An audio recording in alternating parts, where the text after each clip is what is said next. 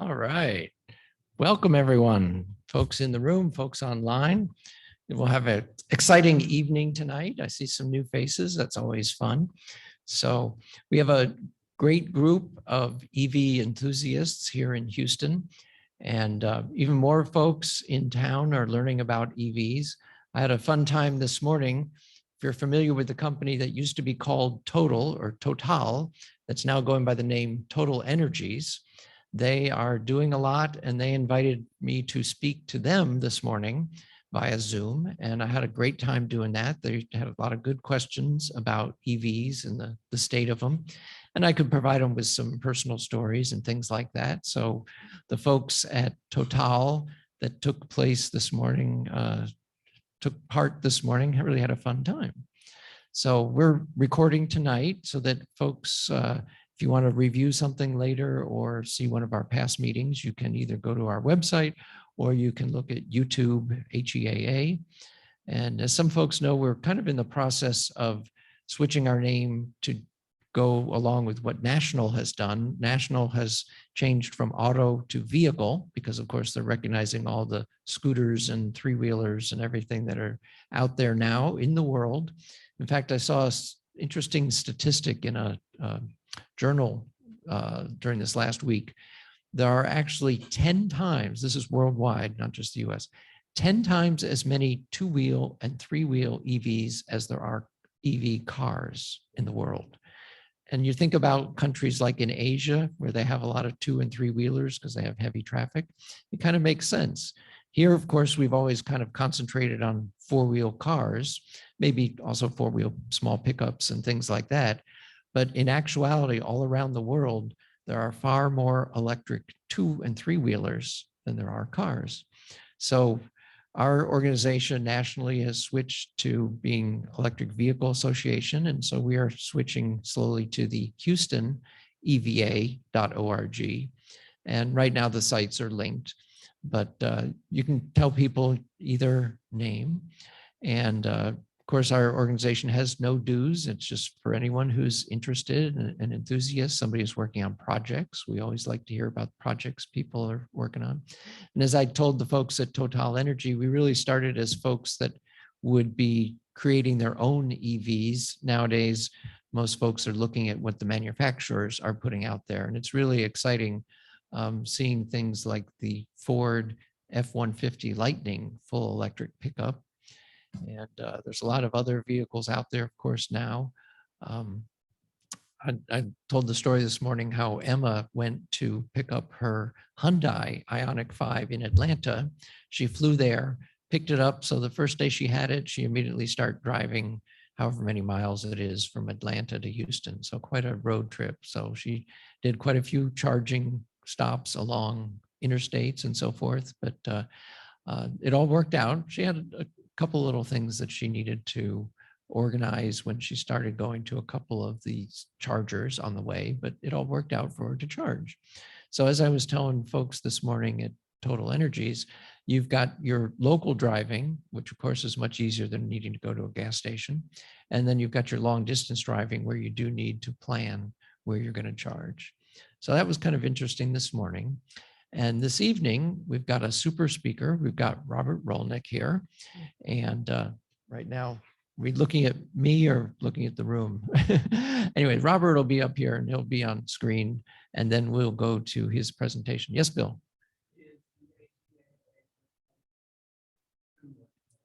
We're going to keep both the HEAA.org website and the Houston EVA.org website. And I had to spell out Houston because the letters HEVA are taken by Humboldt already. They did that with the four letters. But if you go to HoustonEVA.org, it right now just refers you back to the HEAA.org website. And there's really minimal costs to maintain both. So people that have bookmark links and things like that don't have to change anything. It'll all keep going. So that's always a fun thing. So when folks come in, if you could sign in on the sign-in sheet, that would be great. And every once in a while, I'll do a screenshot of the folks who are online, so I know who we've got out there. And that is always fantastic to see folks from far and wide. I see that Steve is here from Hawaii. You can tell he's the one with the palm tree next to his name. And so we've got folks all around the world who are interested in developments of EV. And in particular tonight, Robert Rolnik will talk about powering our EVs. So there's a lot of folks, they'll use either solar electricity or wind electricity to fuel up their EV. It's a good thing about EVs is we have a choice of where we get our fuel from, and that's always fun. And so if you'd like to come up here, Robert, then folks can see you before we switch over to your presentation. So just stand here next to me. We can both be in the picture here, I think. Yeah. And yeah. So, but I do need to be close to the mic, which you will need to be when you're speaking to the group here. So, hey there, guys. Good to see you. So, Colin, if you want to pass back the sign-in sheet, thank you.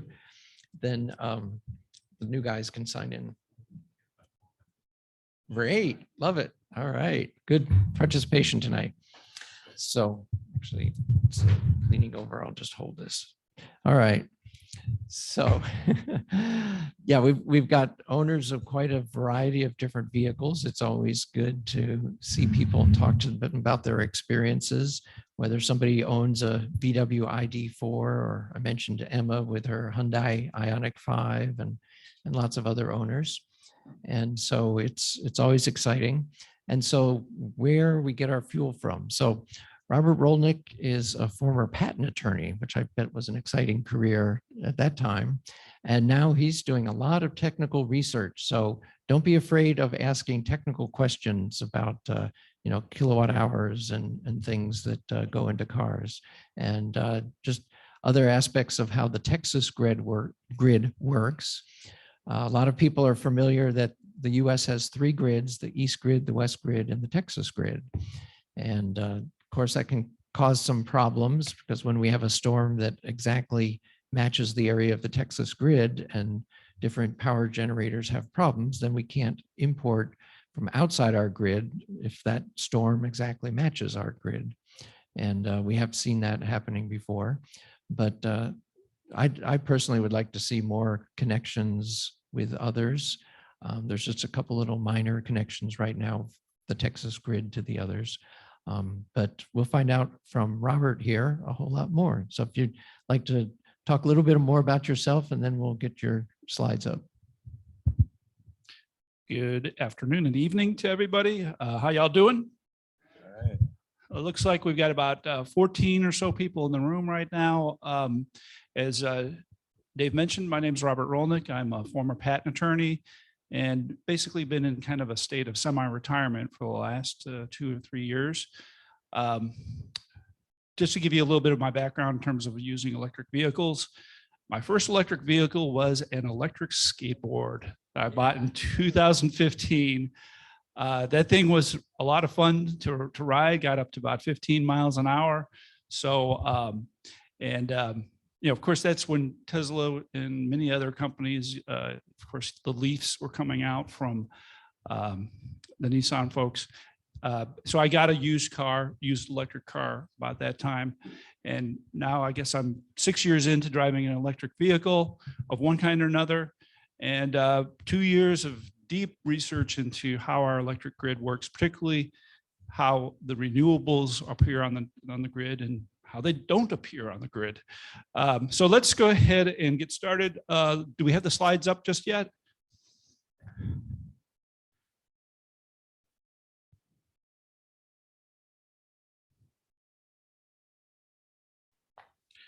I'm going to, as best I can, try to make this a little bit interactive.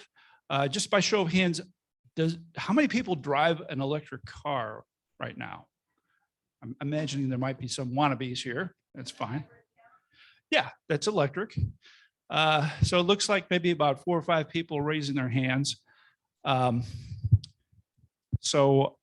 of those who are driving electric cars, how many of you are able to charge your car at least at home overnight? All right, so it looks like 3, 4, 5. and 6. 6 or so out of 14. So obviously there's a lot of different ways you can charge your car. And here, we'll explore that a little bit. So let's, got the first slide up there. I'm Robert Rolnik. When you get a chance, Dave, go ahead and advance to the next slide.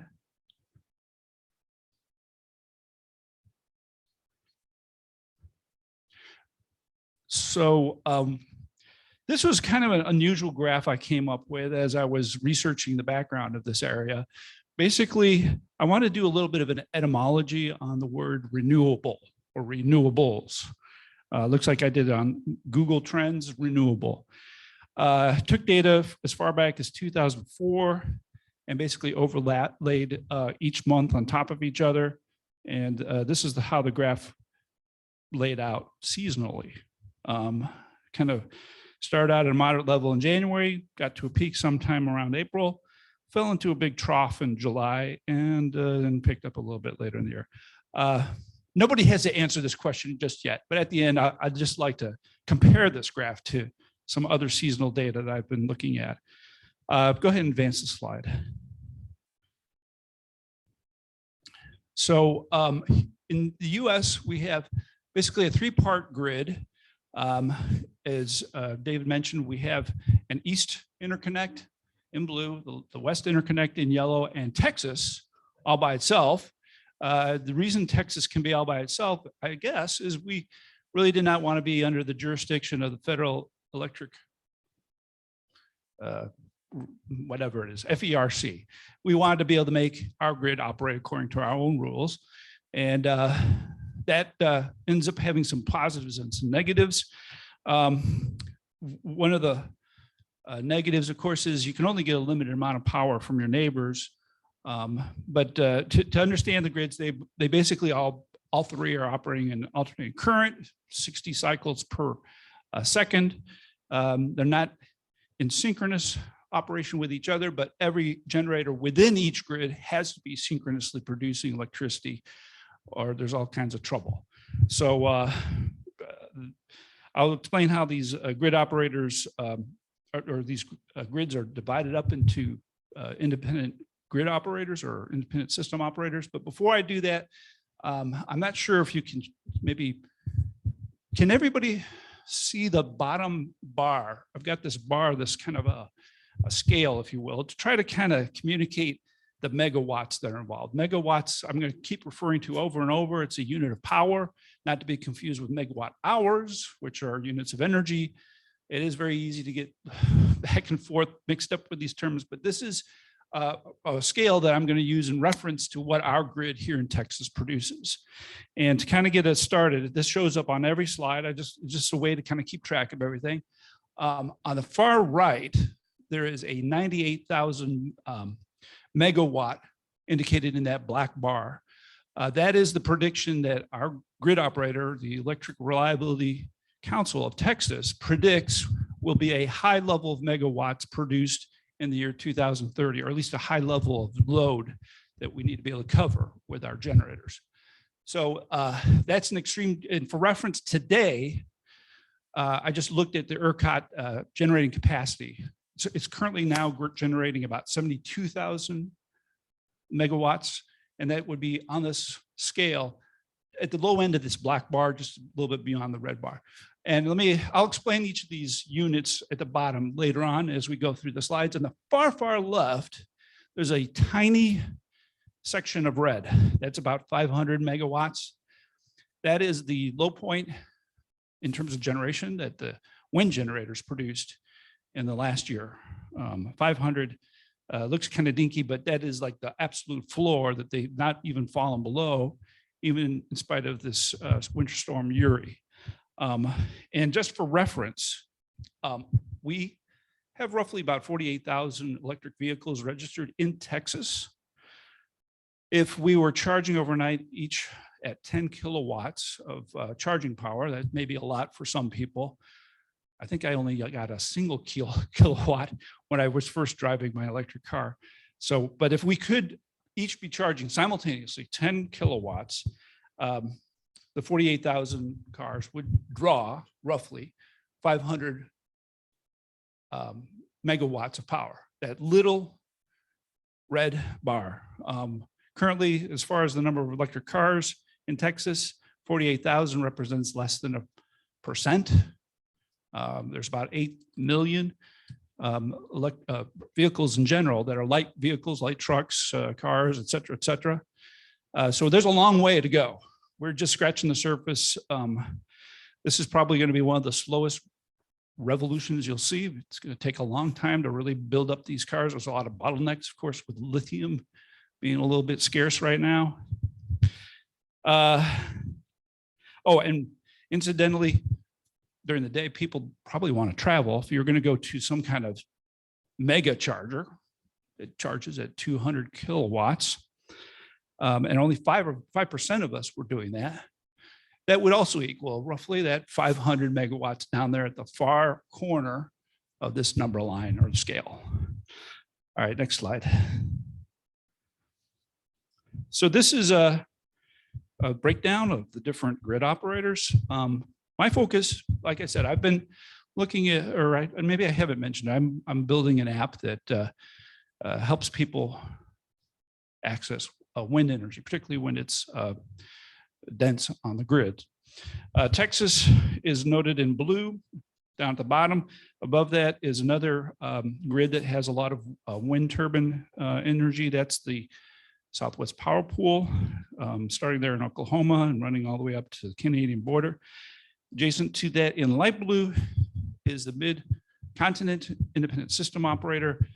They are balancing the loads versus the demands, and basically everything from Louisiana up through Wisconsin. Texas leads in terms of capacity, these two other grids.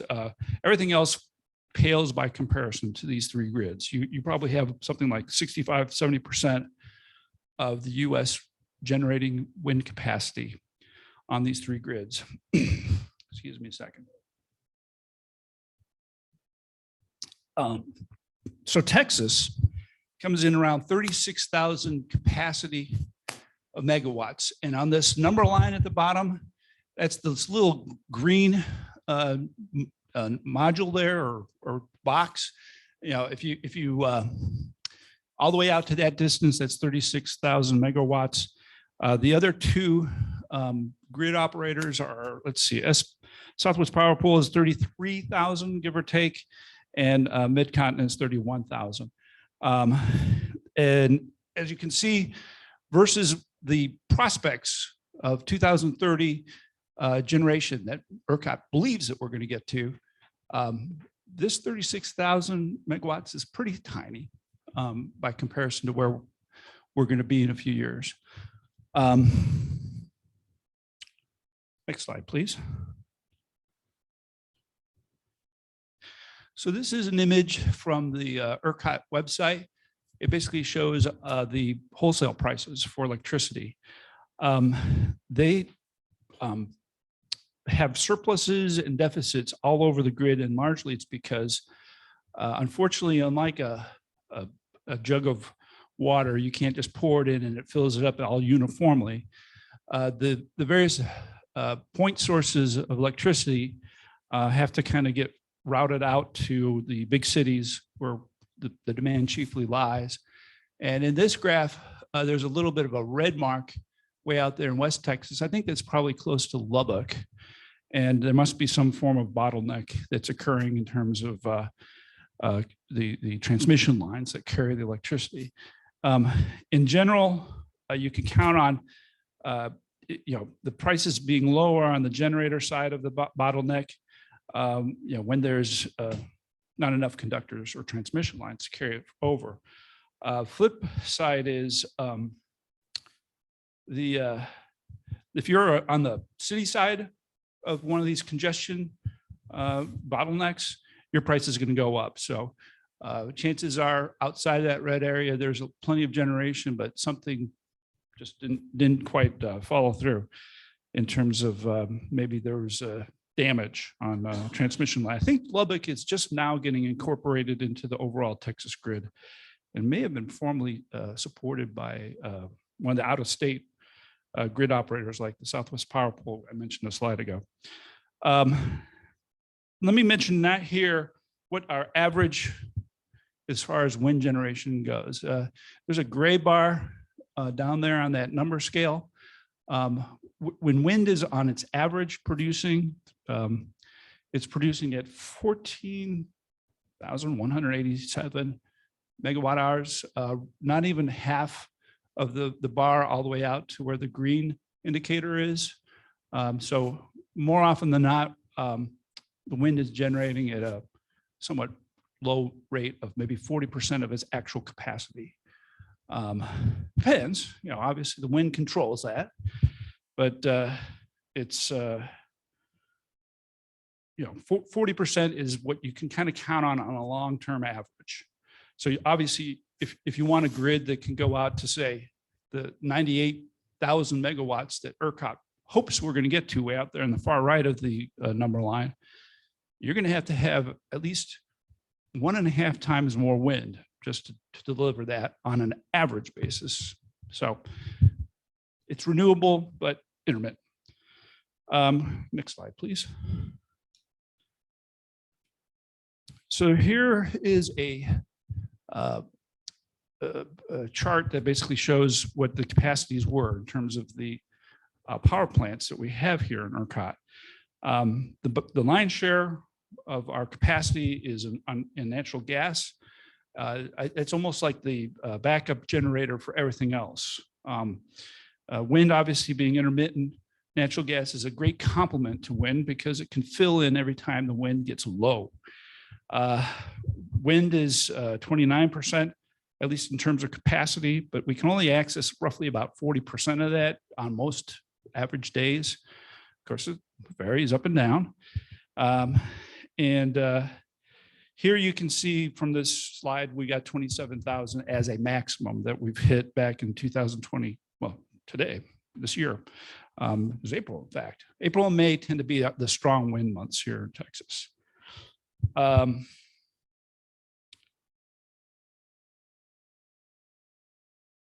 Let's see. I think I did mention that when we get to that 100% capacity, if we were to use all that wind capacity, it would be basically that green bar on this sliding scale of electricity use at the bottom.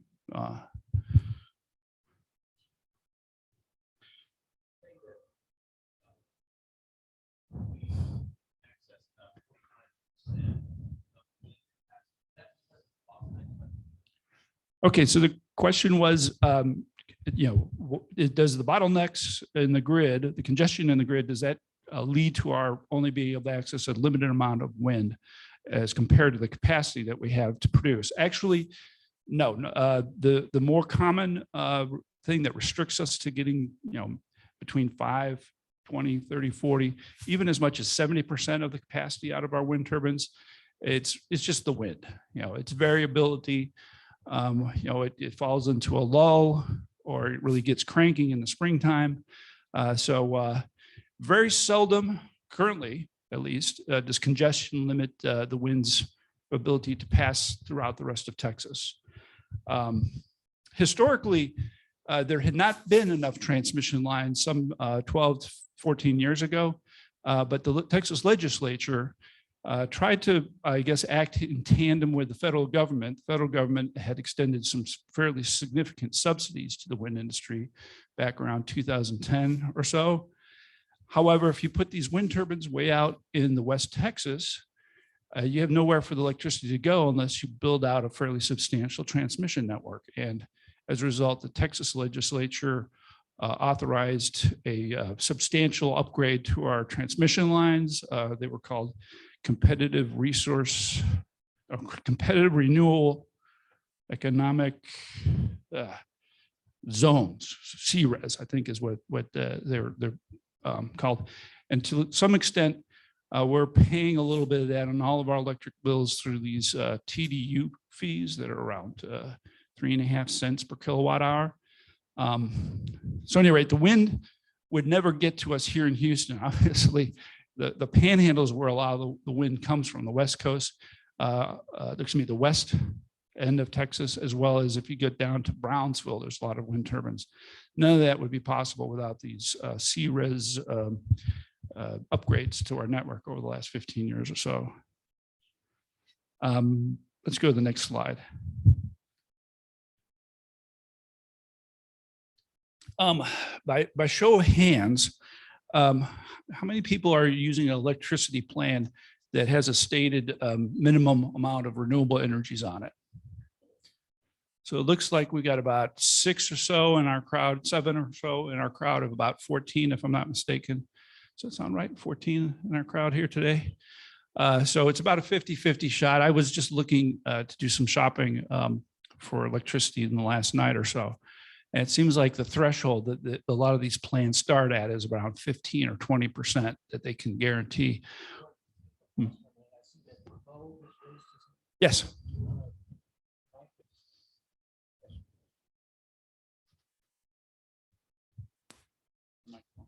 Mo, would you like to ask your question?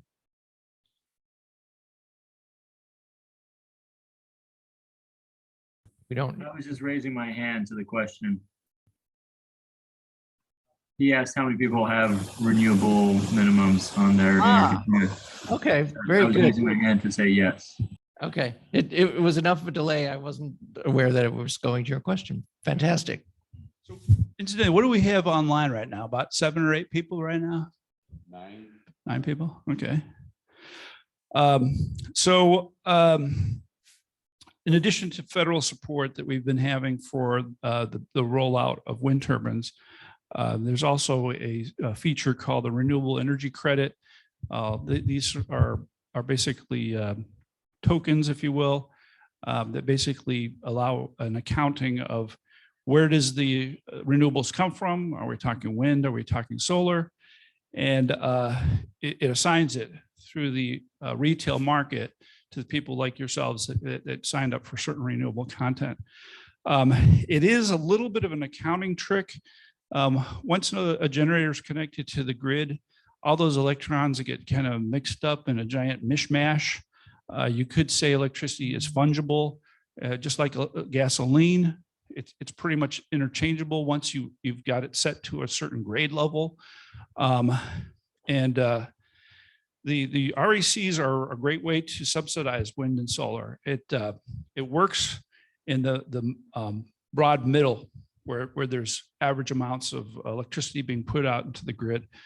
But in instances where the winds run low and there's very little electricity on the grid, it's kind of hard to keep up. So I think what happens is the retailers basically buy enough of these RECs to cover the entire month and not necessarily each hour in the month. And it just accounting wise balances out. At some point, we're going to catch up to Europe. And in a few slides, I'll show you a little bit about how Europe's doing its renewables. But if you get too much wind on the grid, basically you don't have enough demand on the grid to take it on. And so what happens in that instance is you hope that people can maybe move some of their demand to take the wind and the other renewables at the time when wind is a surplus on the grid. So having said that, let's go to the next slide. I'm going to get out my laser pointer on this one. This one gets kind of wonky. This is a recent graph from the ERCOT describing load in black. And load is very sinusoidal, very much the same pattern each day. This is roughly a week. I'm not sure which one's Sunday and Saturday, but there are these peaks, dips. Dips are occurring around 2 or 3 in the morning. And then overlaid on this, and by the way, there are 2 axes on this. The left axis represents our loads. The right axis represents the megawatts coming in from wind. Wind is kind of a basket case, it seems, if you look at this. It seems almost random. But I'm going to show you a chart later on that basically shows that rather than random, it does have a routine daily pattern. And I can even show you a little bit of it from here. The nighttime tends to be the peak wind generation, and in particular in the plains, rather than out there by the coast down by Brownsville. So as a result, this pattern, and you can see maybe about 4 out of the 7 days of the week, the peak or the top for the next 6 hours and the 6 hours prior usually is around 1 or so in the morning. This is the midnight period in the first gradation on the x-axis going across. It's a peak here, drops off pretty remarkably afterwards. You've got a little bit of a peak here on the 25th. Although this kind of spoils that plan, maybe this doesn't fit that model, but around here, you've got a peak. At least if you were to charge early in the morning, you do much better than if you did it at 7 or 8 or maybe 10 in the afternoon. Another peak here, and I'm just kind of going down the line. Around midnight, we're seeing peaks in the wind generation. And this is a pattern that seems to persist most all seasons of the year here in Texas, as well as in the Southwest Power Pool, that grid that extends to the north of us, and also in the mid-continent independent system operator that's out to our east. So, and I think it just has to do with the natural patterns in the Great Plains. But if you look at this is roughly springtime. In winter, there's a low that happens roughly around 35,000 kilowatt hours. That is about the lowest low you'll see on the grid. Certainly if wind is really picking up, as it does often in the spring, you'll find your highest density of wind in the spring months. And this blue bar down at the bottom, this is just a way to show spatially how that winter low tends to show up. There is a possibility, since we've just recently gotten our wind grid up to a capacity of around 36,000, that if for some reason we had perfect wind on every wind turbine, we could potentially exceed our lowest demand in some of the winter months and spring months. Obviously, that low demand is only a tiny period of the evening or early morning hours, but there's the potential, and probably won't be for another few years before we actually start to get a wind that exceeds our demands. One thing I didn't mention, wind isn't the only game in town. Obviously, there's other fuel sources. Nuclear energy, very hard to turn on and turn off. And roughly 5,000 megawatts is almost constantly on the grid from nuclear. That comes out right here, roughly in this white band. It is not the white band, it's a little shy of that. And actually, might as well mention what that white band's for. The white band represents roughly the stationary storage that is expected to be online here in Texas. Sometimes there's a feeling that we need stationary storage to back up solar or the renewable energy from wind. And roughly 4,000, which is still very tiny, is the amount of megawatts that the stationary batteries can produce. The one downside is they can only produce that energy for a couple hours if they're lucky. So it's not a be all and end all. It's still in its infancy. And by the way, most of those batteries are using lithium. So in some ways, when you build out more of these stationary batteries, there is competition between us who want to own the cars and the people who want to have stationary batteries. Yeah, we need to get some more production of lithium in the world to get it on the market. But if I could ask you a question, since you said that we might possibly cross over, at least for a very short time, at the lowest point of demand and have enough wind power, it's known that nuclear is hard to turn off. So what would we have to do? Start putting the brakes on some of the wind turbines during that time? Because you can turn off all the fossil burning plants, but it's hard to turn off the nuclear. Exactly, a good question. Nuclear has a very slow ramp rate, and it takes at least 24 hours to turn one reactor off if you were going to do that. So you can't just flip a switch. So the result is the most easily managed plants or fuel sources is the natural gas.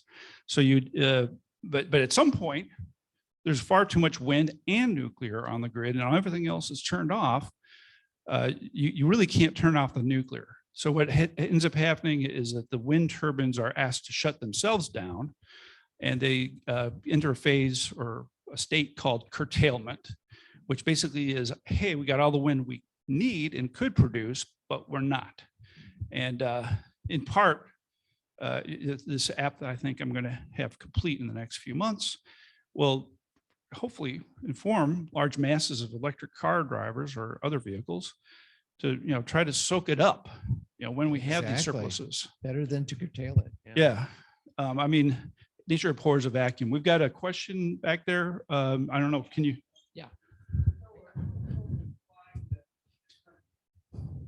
Applying it that in the future, time of use pricing will be anticipated? That's one question. Or are you developing this app because for those of us that drive electric vehicles are green and we want to not use fossil fuels? Is that the purpose of the app? That's a great question. It's really a little bit of both. Initially, we used to have a pretty good time of use system here in Texas. I used to be a user of an electric retailer called Griddy, and they were the ultimate time of use, electric provider. But boy, I tell you, there's no limit to how high they could hit you up with. And I found out about that in Winter Storm Uri. For now, we really don't have a good time of use incentive system. So mostly I'm just trying to find a way to at least encourage people, if you're trying to limit your carbon emissions, try to soak it up when the wind's out there. Try to abstain if possible when it's a little bit less wind than would be optimal. Not everybody has a battery big enough that you can skip 2 or 3 days and then wait for the big winds. But initially, when I get this app going, I'm hoping that it could be something that you can perhaps compete with your friends, maybe even in other grids, who might be having somewhat different circumstances with their wind availability. And at least if you can't compete with them, you can at least maybe show some progress over time. And so I would hope to produce some statistics that can show that you're getting more dense with your wind with each charge that you make, through the months.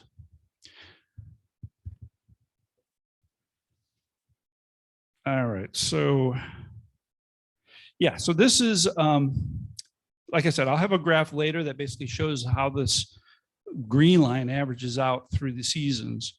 But more often than not, sometime between midnight and 6 in the morning, you could expect to see a peak that you can tap into. And by the way, for those people who have cars and do plug in overnight, how many of you are using a schedule to at least start the charge, or alternatively to have the charge complete by a certain time? I think, Dave, you said that you do that from time to time. I do, yeah. So John does. Anyone else? John. Yeah, in fact, All right. mine, it calculates based on how much it needs to put into the battery. It says, what time do you want to be ready? And I have it set for 5 a.m. because that's when my time of use charge rate goes up. So my lowest priced electricity ends at 5 a.m. So I set my car to finish charging at 5, and it calculates when to start charging to get there. So you have a time of use plan. What is the provider that you're using? That's Octopus Energy. Yes, I think I've heard of them, Octopus. I think they're actually international in scope. I think they also got they start started in UK UK. and now Yeah. they've opened up in the US. Yeah. All right. So next slide, I've got a chart that basically explains a little bit about, at least at the wholesale level, the different fuel sources can be of varying expense. Some are more expensive than others. And ideally, you want to use the cheapest fuel sources when they're available. Sometimes a generator can go down for maintenance. But this is a chart that basically shows the order in which the fuel or the generators are selected to go live on the grid. the wind tends to be one of the lower renewables. Solar and wind are among the lowest at the wholesale level. This is in units of dollars per megawatt hour, not kilowatt hours, like we're much more familiar with at our house.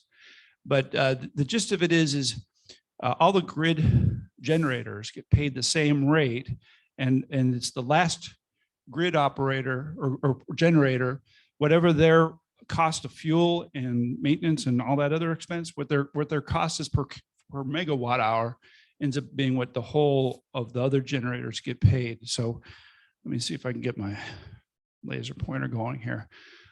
So over here, this is a x-axis. That's the gigawatts, basically, or thousands of megawatts. If you reach a point where you can amp up the load in your grid by, say, I don't know, looks like maybe about 4 or 5 gigawatts, there can be a significant improvement in price if you're among the people who are commercial generators. And so, one of the advantages, if you can amp up demand in those deep valleys that I showed you on the previous slide, is these guys in blue, well, it's not going to be solar. It's going to be the wind renewable generators.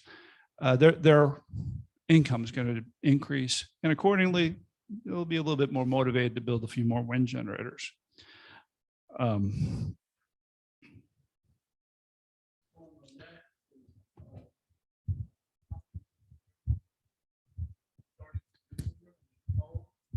Yeah, so nuclear is listed over here in orange, and in theory, it looks like you wouldn't pick on them, but in practice, they're so slow to turn down and turn up. They just leave them running, even if they end up operating at a loss. The economics of it basically make it really hard to turn down.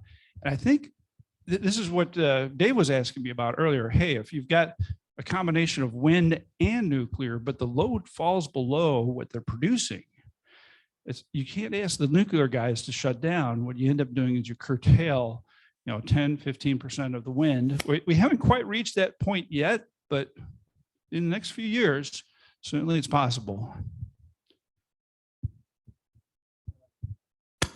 I may be out of turn here in terms of, but Tesla installed a battery farm in Alvin recently, and Total putting in a 8 square mile solar farm near El Campo, which includes batteries. Could you comment on that? Yeah. They may be separate. In particular, I think the solar folks are wanting to persist solar a little bit into the dusk timeframe. What happens in mini grids is people are returning home. They're starting to turn on their air conditioners, maybe an electric oven of some form. And so there tends to be a sharp ramp up in demand just as the solar cells are losing their juice. So if you can be on this curve and it's huge demands way up here with corresponding higher prices per megawatt hour, if you could just get a little bit of that battery to return some of that electricity you'd built up during the day, I think that's chiefly where they're trying to use it. There is a possibility that some of these stationary batteries might also be tapping the exact same time that my app is suggesting would be a great time to get in on it, the deep lulls at 3 in the morning. But I think mostly it's going to be for solar, and particularly in the summer. I've monitored the wholesale prices. They tend to run very high as you get to about 5 or 6 in the evening, and in those rare 1 in a million, once every 10 years storms where all the generators are falling all over themselves, another opportunity for batteries to show up and then go back to sleep after about an hour. Basically. Yeah, and we heard about folks with traditional F-150s that had generators in them that were running their houses during the storm because that was where they get the electricity. Yeah. So if we could look at the chat, we've got a couple of things up there. I'm just going to read these out loud. What happens if all the cars in Texas were EVs? The planet would breathe. Yeah, okay, that was the initial comment at the beginning. Then there's a question: is there a market in place for paying consumers for taking the load? Yeah, there was Griddy. Griddy was the market. If you like stock markets that move very quickly in the middle of the night, Griddy was a great way to do that sort of thing. I remember there were a few nights that electricity was basically zero or negative. You'd still have to add the transmission and distribution utility charge of 3.5 cents per kilowatt hour. But you know, if you can pay 1 or 2 cents after subtracting out what they were selling, I mean, they were selling wind energy at negative values, and there's a little bit of the federal subsidy in there at work that causes that to happen. But when you have such surpluses in the middle of the night, I would estimate maybe 2 or 3 nights a year, you'd get down to the zero level. Yeah, there is octopus apparently, but that's a time of use, and it probably, what time does it start, the slower rate? I forget offhand. It's, I don't know, around midnight or something. That sounds probably order. about right. Yeah. So they're trying to push people a little bit into that.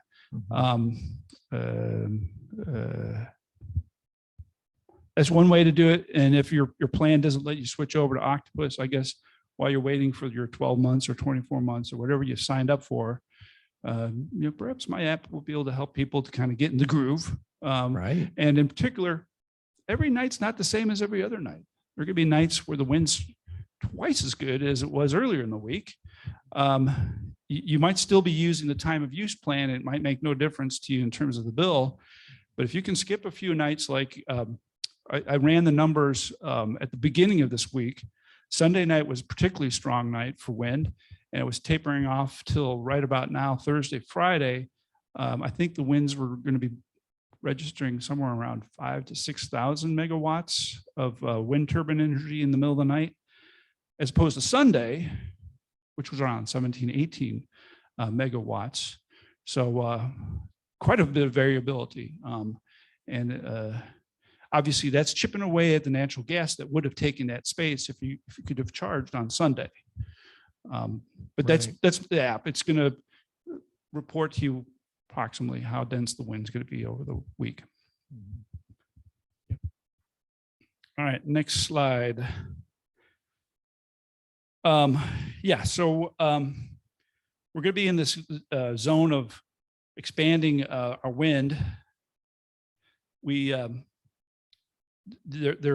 federal government had been providing the people who installed new wind generators a subsidy, but that's been terminated, as it was supposed to terminate this last year.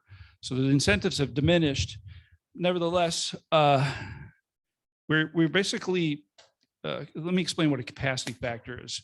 Capacity factor is that average amount of total capacity that you have installed that you can expect your generators to turn out over the course of the entire year. So basically what we're seeing in the Midwest, Great Plains, is somewhere between 35 to 42% of the actual nameplate capacity. That is, if it was running full blast, on average, we're getting 35 to 42% from the turbines, you know, all the way from, you know, our panhandle up to Minnesota, out as far as say Michigan and Indiana, where they've got some wind turbines.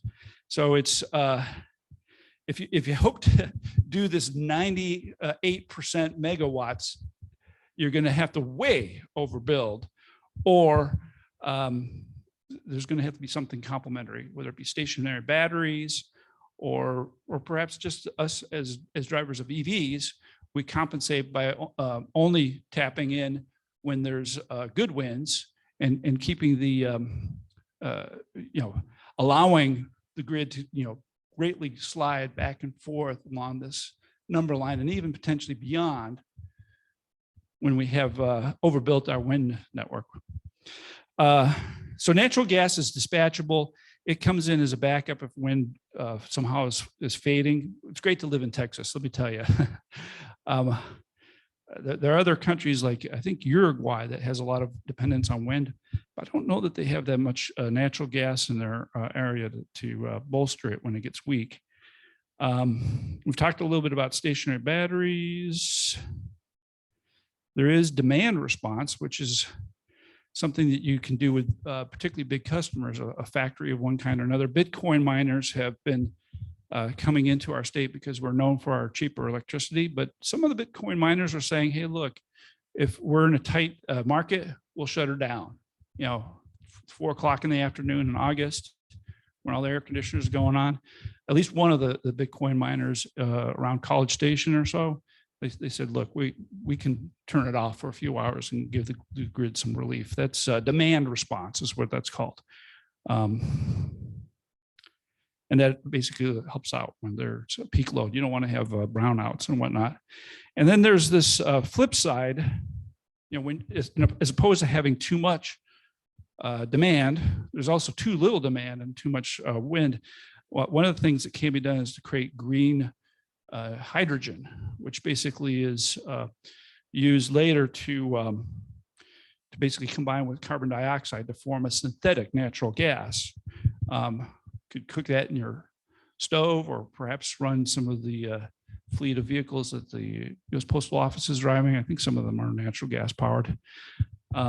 So these are just really frontiers right now, what to do with this excess wind that shows up.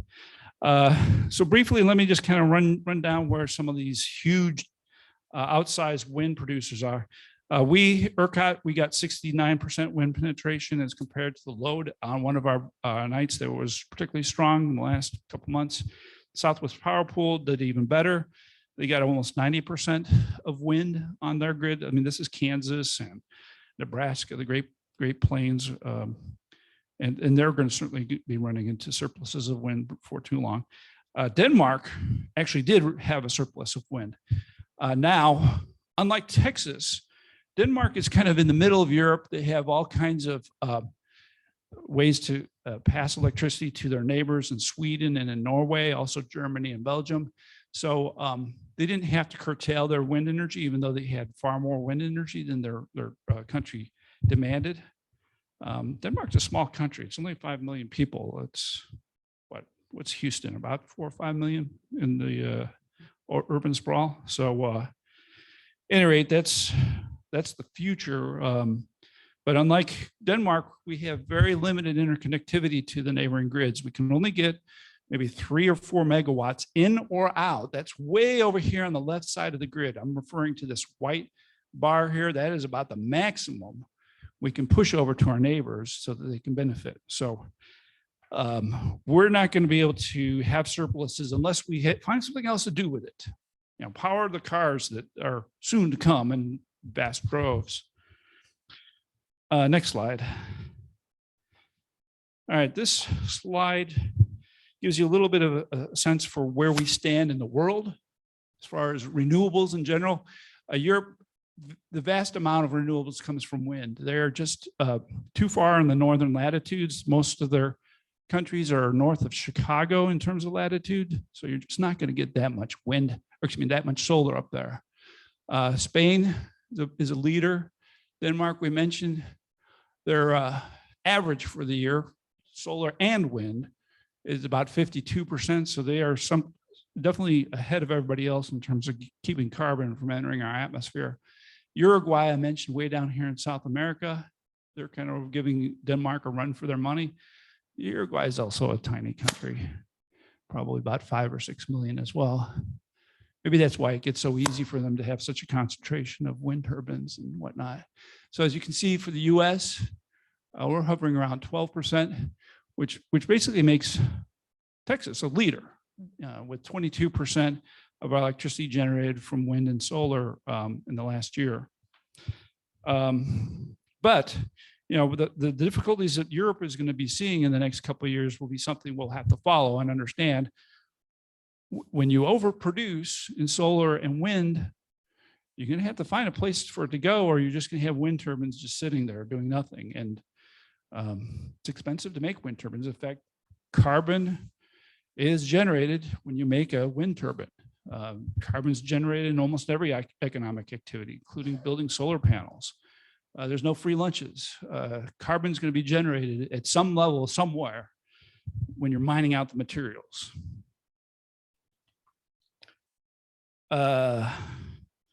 Let's try to get going a little faster. I'm going to just skip this slide. This is my favorite slide of the whole bunch. All right, so the big question is, can our electric grid, can it today sustain all vehicles being electric? There's around 8 million light vehicles in Texas. We're talking pickup trucks, cars, a few motorcycles here and there. 8 million versus today, we got 48,000 electric vehicles that can plug in. So this chart, this overlay, this top blue mountain range, this is the average for the entire year. If you sum up all the 1 o'clock megawatt generation, all the 2 o'clock and so on and so forth, this is the average that the wind produces at each hour of the day. And you can see over here, there's a bit of a peak somewhere around 4 or 5. And this is for Texas, of course. And then when you get to the late afternoon, 17, or that's 5 o'clock, 6 o'clock, wind really tails off. This is average. You're talking whether it be winter, spring, summer, fall. So this app I've been telling you about, more often than not, you're going to find your peaks over here. From trough to peak looks like it's maybe about 8,000 to maybe about 13,000, maybe a $5,000 megawatt gap. So it behooves you, when there's this huge dip typically every night, if you can catch it at this wee hour of the morning, you're going to get a higher density of wind on the grid than you would otherwise if you're charging at other times. Now, who's traveled out of state with their electric vehicles? Is everybody pretty much all right? So we got one. And are you in the corner? Were you raising your hand? No, you're pointing him. And Dave, you said you'd driven out of state. And of course, Emma, who's not here, she drove her Ionic 5? And 2 participants raised their hand on Zoom. 2 participants. So we've got, out of what I'm guessing, about 21 overall participants, maybe about 4 people. I drove my car to Atlanta. Got a chance to go to one of the Buc-ee's that just added one of these superchargers. You hardly have time to get to the bathroom and get back with some of these newer, faster chargers. I think my Tesla goes all the way up to 250 kilowatts in terms of charging, 9 minutes. And I'm off to get to my next stop. So, I mean, it almost defeats the purpose to do a fast charge at Buc-ee's. Okay, so this is a resource that really makes cars cars. I mean, I think most people buy a car for that flexibility, that freedom to visit grandma's house or go on some summer trip to the national parks or what have you. So this chart, hypothetically, I'm looking at this as if, unlike California, I think most people here are going to be charging at night. Now, apartment dwellers, perhaps slightly different story. They may not have much other recourse, but to go to a commercial charger, Electrify America, I think, is the next one after Tesla's. But this is what you would get if 8 million cars were charging for 12 hours, starting at 9 in the evening, and you spread it out over 12 hours versus the wind today. So 8 million cars, and if you just are driving during the day, potentially getting a supercharge or an Electrify America charge, 5%, at least for me in my practice for the last 5 years, driving an electric car, really didn't use the superchargers very much. I had all you could eat plan, and it's like, but it's so inconvenient. They're so far away, 27 miles from my house to the nearest supercharger. It just wasn't convenient, and electricity is not that expensive. So charging in the garage, that's what this represents. 8 million at 10 kilowatts of charge, which basically for the average person, 10 kilowatt hours is all you need, which usually gets you about 30 miles of range on average. That's what historically the average commuter driver uses a day in the United States. So this is what, I mean, roughly around 6,000 megawatts just steadily devoted to the electric fleet. Certainly it could be accommodated today. And even during the slower points in the day when wind is dropping off, of course, wind's not the only game in town. There's all kinds of generation above this from nuclear and whatnot. So this is doable. Off to the right here, I've got another chart. It shows that our counterparts over there in the Southwest Power Pool, that yellow grid I showed in slide 2 or 3, they're producing at comparable levels. They don't have quite the peak we have around 2 or 3 in the morning, but it is somewhat higher than it is in the mid-morning or even afternoons. So that green line, that's the Southwest Power Pool's megawatt output compared in, I think it's 2020. Yeah, 2020. So it fits. You know, we can charge an entire fleet. It's just going to take forever to get to that point because, well, lithium, can't mine it fast enough. And this was my hypothetical chart, but I did a little digging after that. This is what ERCOT believes the profile is going to be of generating electricity to the cars, only the electric cars, in, what is it, 2000, they're projecting 2035. They're not as aggressive during this period that I was talking about, and they're showing a far deeper drop off early in the morning. But I don't think they're expecting anybody to move their car charging habits to charge early in the morning.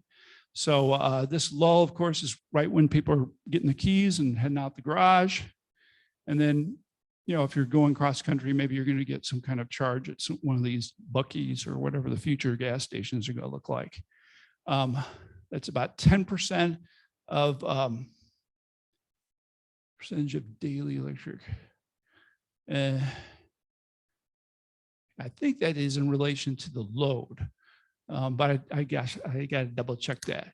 Long story short, they're predicting that roughly 1/5 or so of the nightly charging rate is going to be in the midday area. But this might be true if you're thinking about the United States as a whole. To me, this seems to make more sense if you have more California style charging where you're just looking to charge while you're at work. You know, California, they've built a lot of charging at, say, the Apple campus or Google campuses all around San Francisco. They've got solar panels everywhere. So, you know, might as well give this as a freebie to people who are coming to work for you. I don't know that that happens so much here, and not that I would encourage it. Let's try to wrap up. Actually, does anybody have any questions at this point? Maybe we should just open it up to questions. Yeah.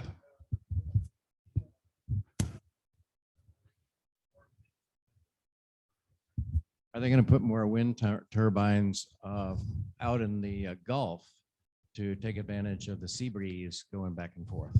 That's a good question. I drove about a year ago to Brownsville to watch one of these SpaceX launches. And there's a fairly substantial block of wind generation in the maybe 100 miles just north of Brownsville at the southern tip. But there's a lot of land out there. I'm not sure what the local crop is there, but it's pretty easy to build on land. And for the moment, it's so sparsely settled that there's really not a lot of complaints from local communities. So I think it's still very efficient to build your wind turbines onshore, which on the coast is going to get that daily pickup in the breeze. And unlike the interior of Texas, you tend to get a lot more wind flowing in the afternoon when you really, really need it. It's not as strong as up in the panhandle, but that build out down there on the southern tip of Texas seems to compensate, or at least complement a little bit, the interior winds on the Great Plains. Yeah. there is any reason in particular why Texas is number one with the most windmills? Well, I would say there are three reasons that kind of came together to make it possible.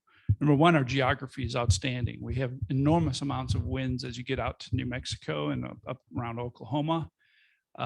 So that makes us a logical place to build out these wind turbines. But certainly would not have been possible if there wasn't this extended subsidy that is in place. Basically 10 years after the wind turbines are installed, there's a federal subsidy for every kilowatt hour generated. But you had to install your wind turbines starting in 2000, or at least no later than the end of 2021. So that subsidy contributed enormously to an explosive growth. And then, of course, we were able to build out our transmission lines to compensate and work, hand in glove with that federal subsidy that was just amplifying, the generation construction. There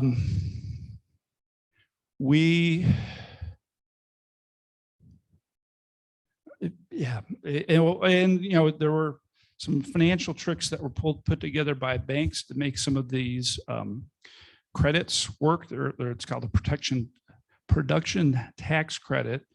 And like I said, 10 years from the date of your install, you get to, as a wind turbine owner, you get to collect this credit. That's part of the reason why you end up with negative prices for some of the wind energy on the wholesale market. So those three things. And wind tends to be the price taker, whereas the price is set by natural gas generated electricity.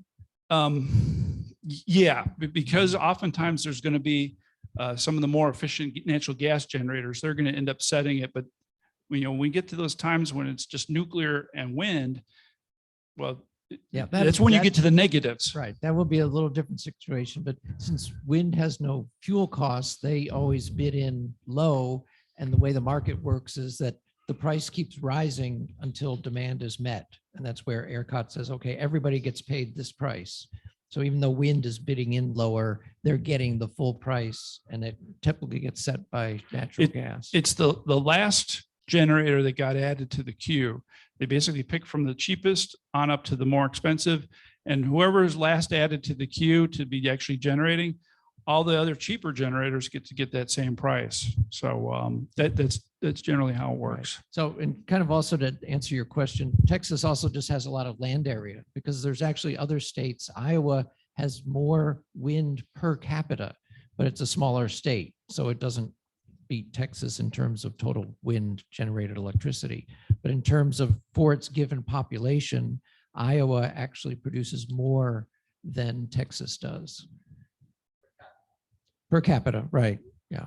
It's just Texas is so big, we overtook California a long time ago because they just haven't put in as much wind. But California, we're definitely behind Europe. But Europe tends to not have as strong of winds. I think they're just a little bit more forward thinking in terms of trying to eliminate carbon from entering the atmosphere. They're also tending to do more offshore, off of England, yes. And Scotland. Oh, and geography wise, the water is not that deep out there north of Denmark and the United Kingdom. So it's pretty easy to anchor these things on a sea floor bed. Yeah, I did just read that Norway put its first floating wind turbine off its coast. And the ironic thing about it, the cabling from that wind turbine is going to go to the oil and gas drilling platforms because those are the closest users that need electricity. Hey, the oil companies have to be green somehow. So rather than burn their oil and gas to make electricity on their platforms, they're using the wind power, and that gives them more product to sell, which of course is quite pricey nowadays. So one of the things, geography, we have Norway that is a exporter of oil, but they are by far the biggest per capita owner of electric vehicles. So they are clearly wanting to phase out at least their internal use, and they must recognize that later down the road, their oil industry is going to go bye-bye. So we have a question here about what about wave power? Wave power. Yeah.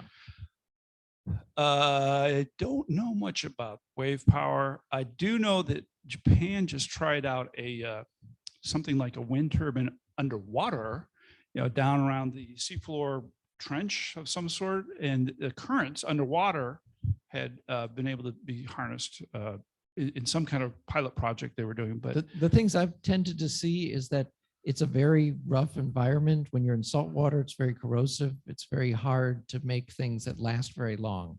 And if it's something that's expensive to put in, it's got to last long, or else you're not going to get your money back for what it costs to build it. And that's kind of the status.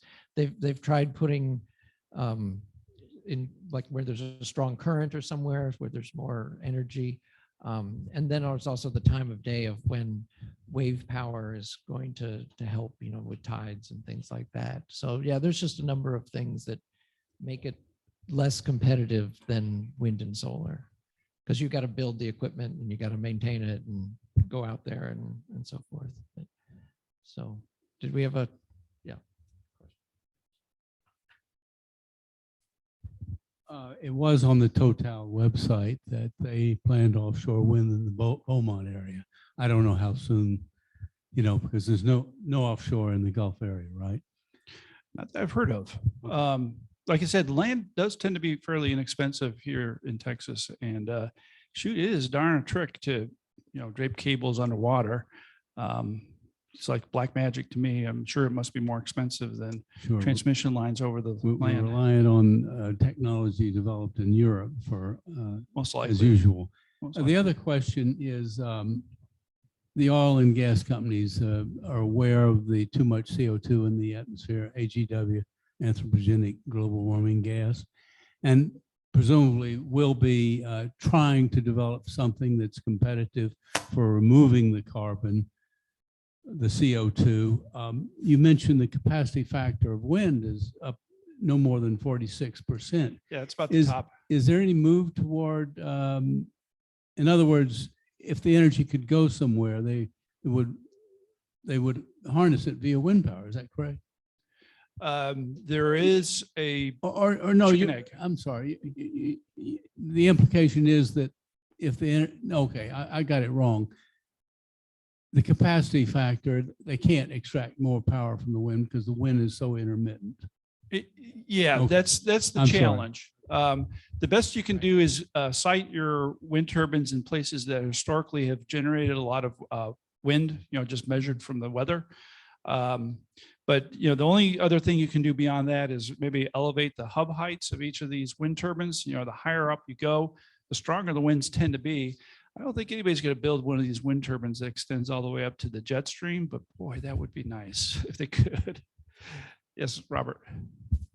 What about micro wind for suburban and urban areas where it's you put up a windmill on your tenement or in your backyard? Yeah, so that is an interesting question. I know from the commercial side of things, you have some pushback from the rural farm owners. They don't want to have. I've got some in-laws that harvest corn and wheat out in Kansas, and some of their complaints are that there's flicker that comes from the wind turbines. Maybe they're out working on fences or doing a harvest, and there's constant shadow coming from the sun passing through the wind blades. But a large part of that can be compensated for by simply having a lease where the owner of the wind turbine pays generous payments to the farm owners. Now, when you're talking about smaller setups, in the rural area, nothing's going to really stop you. I mean, if your neighbors are like way out there in the horizon and you're building a fairly small turbine, I don't think that typically anything holds you back. But at least here in the suburbs, I think it's hard to put these things up. You get these questions about the nuisance that comes up. This NIMBYism. I know you'd asked a little bit about that in the email. There are some zoning restrictions and nuisance limitations when you have a large group of neighbors that are within view. But certainly there's nothing that should stop you if you're way out there in the country. But different states might have different laws. I don't know if you have a summer home somewhere that you're trying to build a wind turbine for.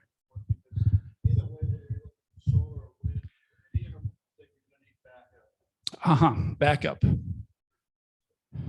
I don't think you're gonna crack the code until you get back up the stationary batteries. And once the batteries on our vehicles are no longer suit the purpose, they can be used for stationary backup. And That is an interesting comment that you mentioned that.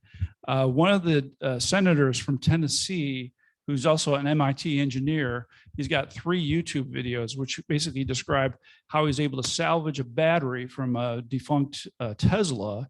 He broke it down in different pieces and he reassembled it at his country home, basically to use as a backup battery to his solar panels. Frankly, you really don't run into many senators that are engineers. It's a rare thing. I don't know about senators, but we do have club members that have done that. Okay. Broken down the battery, huh? Yeah. Oh yeah. All right. Yeah. You can buy. You know, the one thing I noticed about how a YouTube video explains where he put basically the senator replaced a large lead acid battery backup with a more advanced lithium ion that was perhaps gently used by the Teslas. But the one thing I noticed was the little sub basement in which he put it was kind of surrounded by a very dense masonry. So it looked like it was one of those things where, you know, if this catches on fire, I think the house can be saved.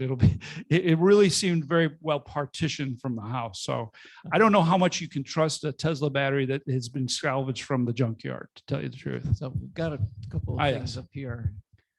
All right, so define the color. Okay, so I may have skipped one or two. I wanted to try to wrap this up because I think we're getting a little bit long. All right, so the color bars, let me just kind of recap and maybe, yeah, there's one of them I completely skipped altogether. So on the left, we have the 500 megawatts that is the limit to how low the wind has been in last year. So this just shows how variable the wind can be. Wind gets all the way up to this green bar if it were to go to its full capacity of 36,000 megawatts. So it spends most of its time around the gray bar where the average is, but you can see there's a world of difference between the very far bottom to the very far top. I'm sorry, I'm using a laser pointer, but the top here is in green, and this pink section here is what I read in that ERCOT is predicting the wind capacity will be in 2023. That's just 18 months from now. But when they wrote their report, they didn't know what Congress was going to do with this production tax credit, which has fallen by the wayside, is no longer available. So I suspect that we're just not going to build this much wind over the next 18 months. That's a little optimistic. All right, so the white bar, that's how much stationary battery capacity we're going to have. Roughly 4,000 megawatts or megawatt hours, because they run out very, very quickly if they start to apply them. The yellow bar is what happens if you have 8 million electric cars on the road and you were to charge them simultaneously at 10 kilowatts. That's when I showed that blue with the 12 hours of all cars charging. So this is, you know, this is what happens if every car goes electric. Now, not everybody's going to be able to supercharge all at once, but certainly your slow charges at night, that's roughly where you're at. So gray is the average for the wind. Blue is the lower limit of demand here in Texas. Blue, or this big pronounced red bar, this was Winter Storm Uri. In February, we basically hit the same level of load demand as roughly we're experiencing today now. I mean, I looked just before we started our meeting. I think the Texas grid was demanding something like 74,000 megawatts. So Winter Storm Uri, I mean, people had their space heaters going.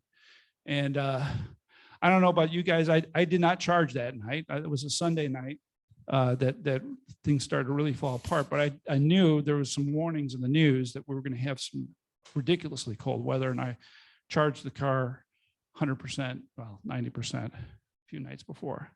And then the final bar, the black bar, goes out to 98,000. That's the forecast for 2030 in terms of the max demand that our Texas grid's going to require. So when they're building out new generation capacity, they have to figure out, you know, this is roughly where we're maximizing out now, around 80,000 megawatt hours, but that 96 is roughly where they expect we're going to top out in 2030. So that covers Kevin's last question. Up above that, he's asking, did you come across information on vehicle to grid? I've heard of that. Certainly the guys at Ford have some ideas where they can power the house, not exactly the grid, but it is reversing the process. I don't know enough about it. I think some of the manufacturers may void your warranty if you start running a lot of equipment off of your car battery. I mean, I think if I really thought about it, I could have run a long extension cord to my Tesla's 12-volt cigarette lighter, and at least had one space heater running during the 24-hour blackout period. Is it 140 watts? So we'll all huddle around whatever little box it is, I guess, like a toaster, warming up. Back when the Volt came out, plug-in hybrid, folks were trying to draw electricity out of them when their house was in blackout. Yeah. Suppose you could always camp out in the car and run the heaters and the heated seats then. Actually, that's exactly what my younger son and I did on that Sunday night, because our house was out and it was just the two of us home. And we went in and we turned the seat heaters on in the car, put a blanket on top of us, and yeah. It's like a long trip that you never leave the garage for. Right, exactly. And obviously you don't have to worry about asphyxiation because there's no exhaust from the vehicle. You could just keep warm inside of it. Yeah.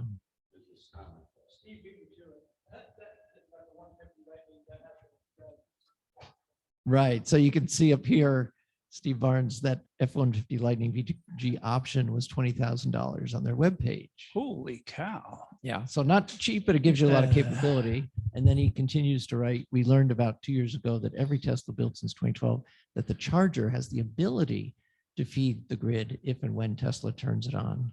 That's interesting. I've heard that there can be a challenge to the electricity transmission line workers, that you need to shut your house off to the grid, or otherwise you run the risk that some of your electricity runs out the door and onto the power lines. Right. You definitely need anti-islanding protection, but if the grid is up, and just being stressed, whether folks that have batteries, whether stationary or in their vehicles, and they would like to contribute some power to the grid, then you would need the electronics to be able to support the vehicle to grid function.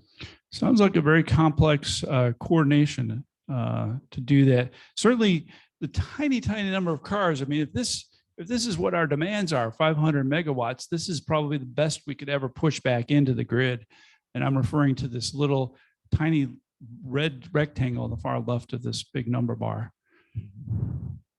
Yeah. I mean, that's today. I mean, maybe 10 years from now, we're out here somewhere around 15,000 megawatts. I don't know. Yeah, and Steve has continued to write there. Interesting in reading about a Tesla product, Google Auto Bidder.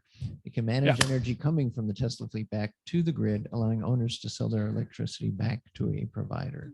I vaguely remember reading about the Auto Bidder, and I thought it was more in the context of how their stationary battery operated. Basically, the stationary battery would try to seek out the times when electricity was dirt cheap and then soak it all up, which could mean the 3 in the morning timeframes when wind is the chief generator. Yeah. It could just soak it up for the hour or so and then have something ready to go, 3 o'clock in the afternoon here in the middle of August, or at least June here. I believe I've read that Tesla applied to be an electricity provider in Texas. That's true. Yeah. So, yeah. So how about if you go quickly through your last slides? Yeah, why not? We'll wrap I felt like we were those. maybe starting to wear people down a little bit. But let's see.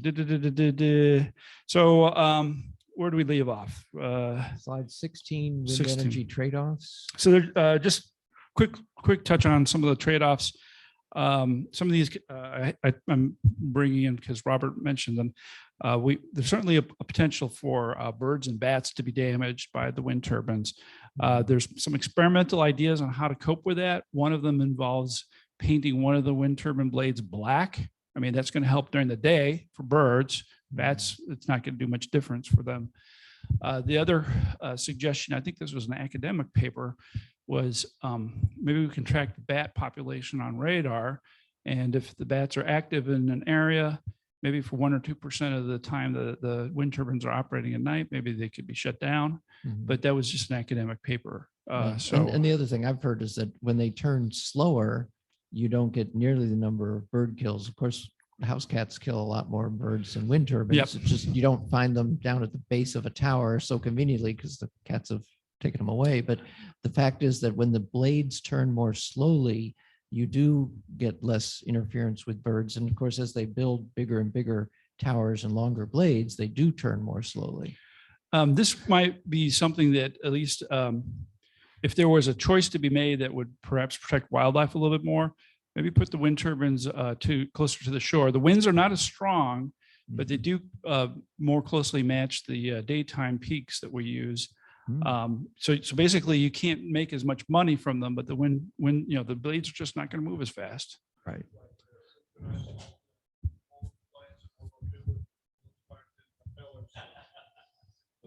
Maybe synchronize the bird migrations and maybe turn some of it off or make it go slower during the times of high bird migrations. Because there was horror stories about Altamira Pass, I think in the 70s, that they called it the Condor Cuisinarts and killing all the condors and the eagles. And yeah, if we could just train the bird somehow to go around, I don't know. It's there must be some measurements being taken. And certainly the bigger birds are not going to be subjected to the threats of cats and what have you, as much as say the sparrows and the smaller birds. So I don't know the precise solution. I think it might be one of those things where you start asking, what's the lesser of the two evils? Do we try to avoid carbon dioxide and lose a few birds, or do we keep business as usual and warm everything up?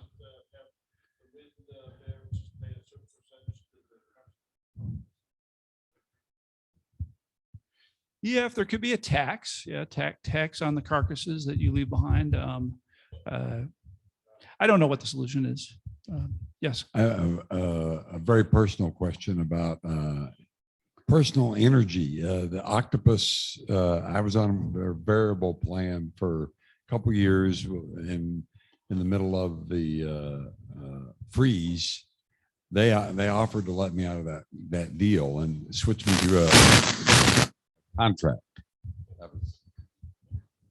That's definitely a wireless mic there. But and then recently they came back and said, we predict high energy prices. Your year-long contract is about to end.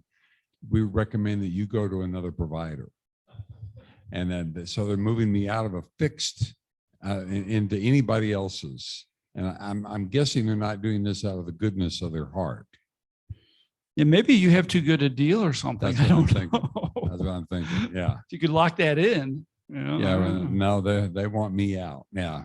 Yeah. I think so. I had to switch. Yeah. Well, and then Gritty went bankrupt. So then. Yeah. Oh, octopus. Oh, okay. We've got a question from the lady with an acid shirt. Yeah, I was just wondering, in the West, we use an awful lot of hydroelectric as a storage system. So you back up the water when you're not taking need the electricity off of the wind. And I was wondering if you'd heard of anything in Texas considered for large storage capacity in the low demand hours other than batteries. Yeah, so storage, there's a couple unusual storage schemes possible. Pumped hydro is one possibility. You basically have two reservoirs, one up at the top of a mountain and one down at the bottom. And you basically move water back and forth. And, during the times that you need the water, you just let it flow downhill and it becomes sort of like a hydroelectric plant. Another thing that's pretty out there is a giant crane, 300 feet in the air that takes giant stone concrete blocks bigger than this table, and they get stacked around the crane. Of course, that's a power drain on the crane. You have to hoist these things up and stack them up. But then when power is in need, they reverse the process by removing a block from the 300-foot precipice and then letting that run a generator as it drops down to the ground. So stacking blocks, I don't know if that's what they call it, but seems like a great way if you want to build up some potential energy in the middle of spring when the wind's plentiful, and then wait until August, a few months later, and then dismantle your piles into the, generate in the process. We got a question back there in the left corner. Yeah, and while I'm heading back there, would you like to address the recyclability? Yeah, so recyclability. This is, there's no such thing as a free lunch. Almost every industry, there's going to be some leftover somewhere. It's going to be cluttering up the landscape. Wind is no different, solar as well. You've got heavy metals that might be present in recycling. Wind blades is particularly difficult. Some of the ideas that have been perhaps used in small scale is breaking these things up into little chips and then putting them into the concrete that forms the concrete base for new wind turbines. So that just gets added to the aggregate. But as far as I know, I can't remember if this was actually tried or it's still in the pilot phase where they're about to do it. But the second is Siemens Gamesa, one of the turbine blade manufacturers. They've created a resin that apparently breaks down nice and easy. So you can unwind these blades and maybe they're, I don't know, compostable. I don't know. Certainly iron's bulky and they're easier to disappear, for lack of a better term. So with the power backup, I know batteries have a very high efficiency for that. Energy put in, you get 80–90% of that energy back out. Sounds about right. For the hydro backup, you have a lot of losses in evaporation and other losses. What's going to be your most efficient way to back up your power that is not the battery? It's not a battery. I think the pumped hydro tends to be one of those things where it's geographically dependent. If it's hard to build a mountain and you don't want to build a water tower that's a mile high. So to some extent that compensates for maybe some losses because the geography is free. But as far as other alternatives, I think most of these other ideas are still in the drawing board phase. This crane that stacks up blocks. I don't know that it's actually been built just yet. It's more really hypothetical, but it certainly it has an elegance to it where you're certainly not going to have blocks evaporate. I mean, you can keep it for a month or two at a time. Maybe, during this winter storm Uri, I kind of skipped through that slide. We had loads of 70,000 megawatts. Excuse me, when I say load, that's interchangeable with demand. So the demands of our grid were 70,000, but when for the 5 days following that Sunday where everything kind of cut out, winds were only averaging maybe 5,000 megawatts, which is far lower than the average of 14,000 megawatts. So for 5 days straight, it was a wind desert. I don't know if they were frozen over with icing, because you don't want lopsided wind turbines spinning. So, but certainly wind was very weak at that point. So last couple of comments from Mo and Kevin, and then we'll wrap up. And tonight I have two other things. We have our speaker from next month, Alan, here, and I'm going to give him a chance to say a few things so that everybody can get prepped for next month. And then at the very end, we have the opportunity. Bill has been doing a lot of work here at TXRX, and he's offered to tour people around and show anyone interested in that. So we'll do that at the very end. But Robert, if you'd like to look, Mo has mentioned compressed air energy storage. Yeah, I'd heard about something like that being done in Germany. They had some kind of mines that they'd mined out. So, it's just something that was a byproduct of some other industrial process, but you have this huge mine and they were able to make it airtight. And apparently the geological strata didn't get stressed by adding and subtracting air. So I've heard that that has been done. I have no idea what the losses are, the round trip between compressing and decompressing it, but it's certainly a technology that I've heard of. Yeah, and that would certainly be a bit better than curtailing something like wind power if we can use it another way. Yeah. Because I've Yeah. also heard of putting in electrolyzers. If you have a source of water, then you've got some hydrogen basically for free, other than the cost of the equipment. You know, at some point, you know, we've got a lot of pipelines running through Texas. If some of the oil fields dry up, as it would seem presumably we're hoping will happen, if it's all about reducing carbon, maybe those cavities can be used for compressing the air somehow. I don't know. Mhm. All right, and then Kevin, your presentation has convinced me to charge my EVs in the early morning hours, yay, thus increasing the load for excess wind. I have excess solar that I will provide to the grid in the day to help with the excess load. All right. That's without a doubt the time when it's needed. I'm kicking around the idea of adding some solar, and I think that it's cheaper to have a smaller battery and maybe a lot of solar is sold with a stationary battery. So it's probably best to just send it off to the grid. There's no round trip efficiency loss when you do that. So there's certainly an advantage to doing that. Yeah, well, whatever you can build into your app, and I'm sure you will improve it over time. So we do have another member, Fred Anders, and he's built the app, if I can remember the name right, I'll look it up, texaspowerguide.com. And he started out just for free out of the goodness of his heart, letting people see what you can't see on the website, Power to Choose, which has been befuddled in a number of different ways by people kind of rigging the system, and you don't really get the answer to your question, which power provider I want to go to.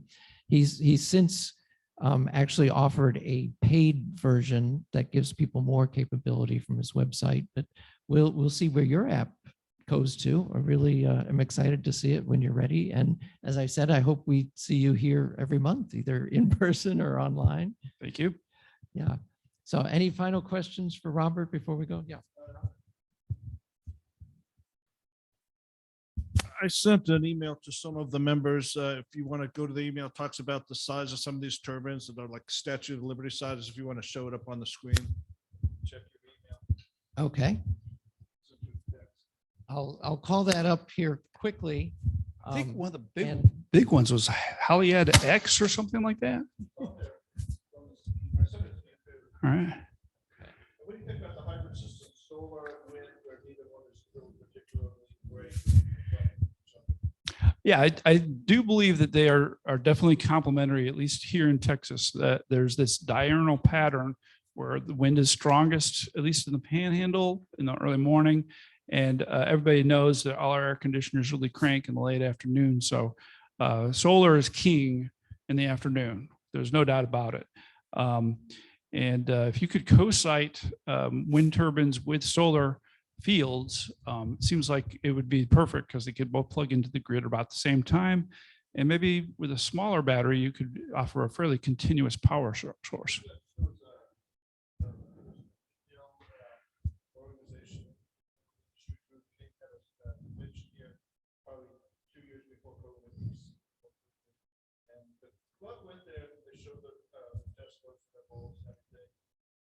Speaker there that says, okay, we're not competing with solar, we're complementing it because there's places that aren't particularly well suited for wind, aren't particularly well suited for solar, you can put them together.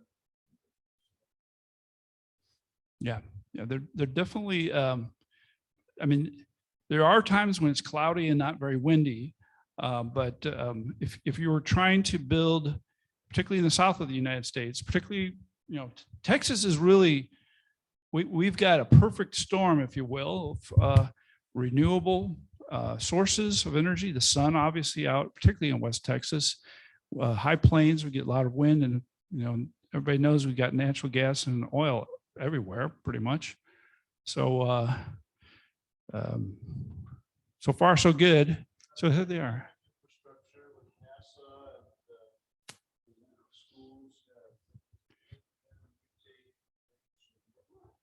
All right, this is great, Robert.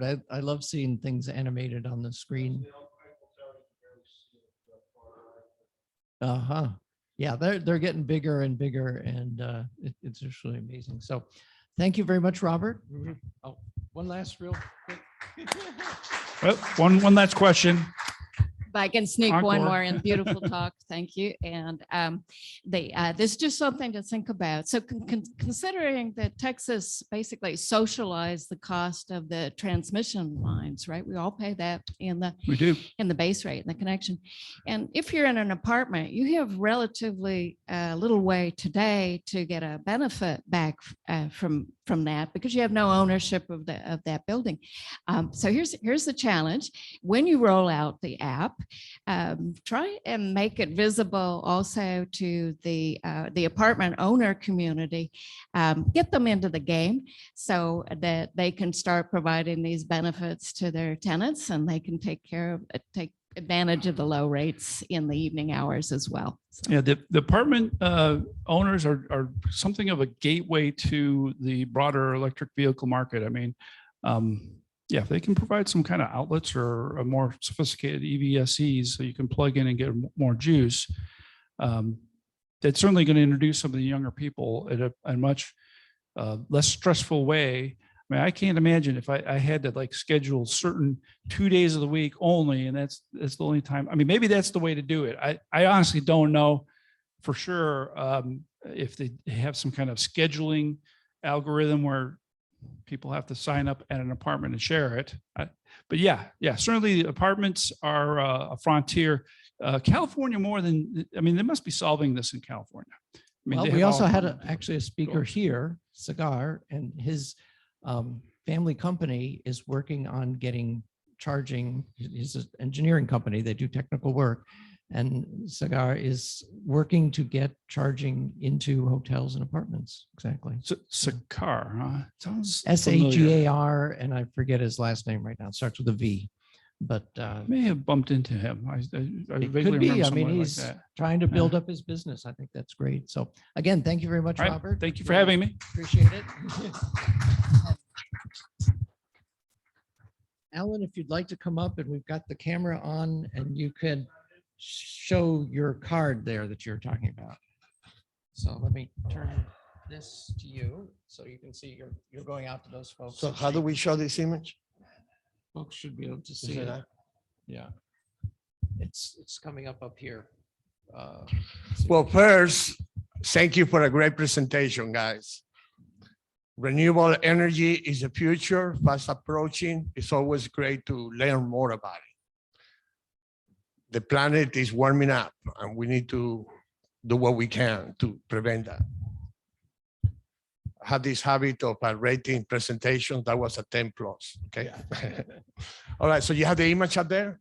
Well, I showed it already. Okay, but you want to put it? You can hold it to the people Okay, in okay. the room here and talk. We're a product development company, and we are outside our comfort zone because for 40 years, we've been developing consumer products that we sell in Walmart, Sears, Sam's Club, everywhere in the world.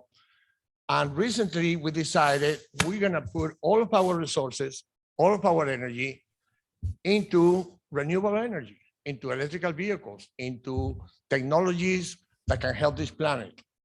So we have a scheduled presentation next month. We're gonna be here with 8 different electrical vehicle technologies.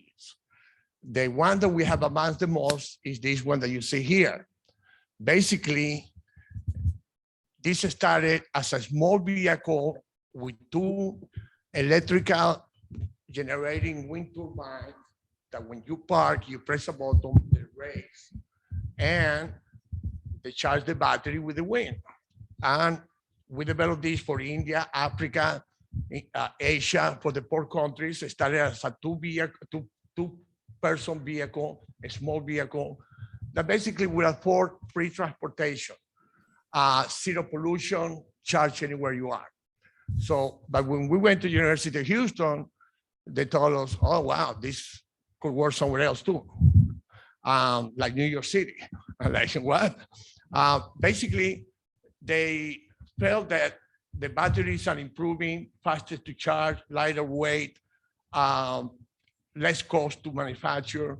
So this technology here can come to place everywhere. I told the University of Houston, well, my problem is that the wind doesn't blow all the time. I say, well, in coastal areas do, and 40% of the population live in coastal areas. So it's not even a niche product. That's 4 billion people that can benefit from this. So what you got here is the only vehicle in the world that gives you free transportation, the only vehicle in the world that does not pollute, and the only vehicle in the world that you can charge anywhere you are. We have no contacts in this industry. We have contacts for many other things. So we are looking for support from the electrical vehicle community. If somebody, how do we get into Tesla or Toyota? Everybody's doing electrical vehicle. How do we get into those companies? How do we are able to show them what we're working on, the 8 different electrical vehicles? So if anybody have any questions, any recommendations, any advice, it would be very welcome, okay?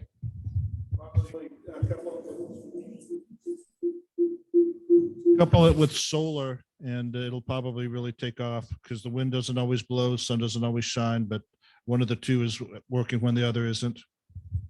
So you're saying solar? Yeah, put the solar PVs on top of it as well.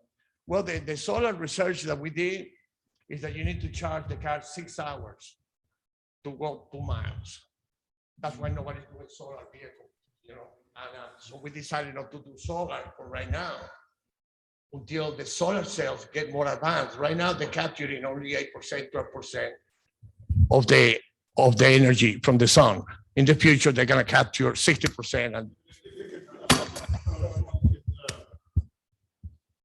the solar could handle the AC, the heater, the radio. So, but it's up to you. It's you know your business better. You know, and our research shows that solar it pollutes about really 40% more than wind because the carbon release of solar energy compared to wind. So we thought, well, wind would be the perfect situation. So basically, this is a simple design. It's 2 tubes on top of the car. When you park, if you have the engine running, they will not go up. When you park, you press a button, they come out and they telescope. We base this design on the switchblade drone. We say, if an airplane can come out of a tube, a windmill can come out of a tube, all spring loaded, so very low cost to manufacture. Yeah. We're talking at the manufacturer level, a few $100, right? Additional cost to a car. So okay. Any recommendation, advice, we welcome it. So folks can think about that because we'll have Alan here next month, right? Yeah. And you'll be able to we're going to show the other projects. And hopefully somebody will give us some advice. Right. We always love people thinking outside of the box. So, all right. So let's let Bill gather together the folks that want to go with him. Obviously, it's got to be the folks here in person to walk around. I don't know if you want to take a cell phone around and we could keep the hybrid meeting up and you could actually talk. If you want to take one, yeah. Do you want to sign your phone in or we could sign mine in? You have the meeting ID? Just the folks here? Your phone, yeah. My phone, okay, yep. It doesn't take long to get it going here. I mean, I don't know how many people are in. Hey, Dave, I appreciate the thoughtfulness, but I'm probably going to jump off. All right, thanks, Mo. Thanks for letting me borrow the car again.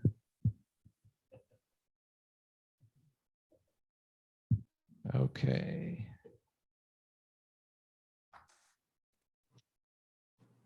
Great meeting, Dave. Great, thanks. All right, we're gonna get Bill going here.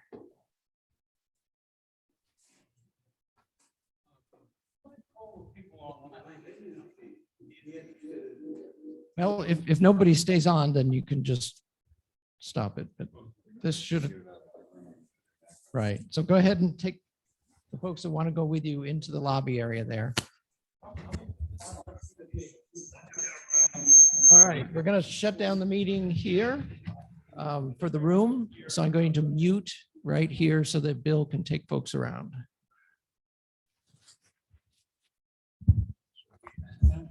Well, this is for you, Dave. Thank you for having me over. I'm gonna run out the door.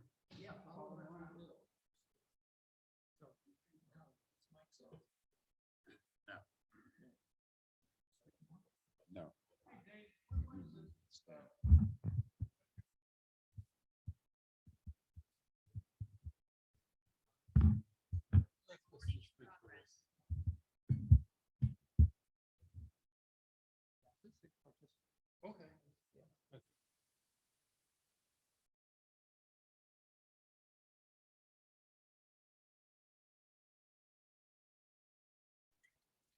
Hey, Dave, can you switch cameras over to Bill over the cell phone?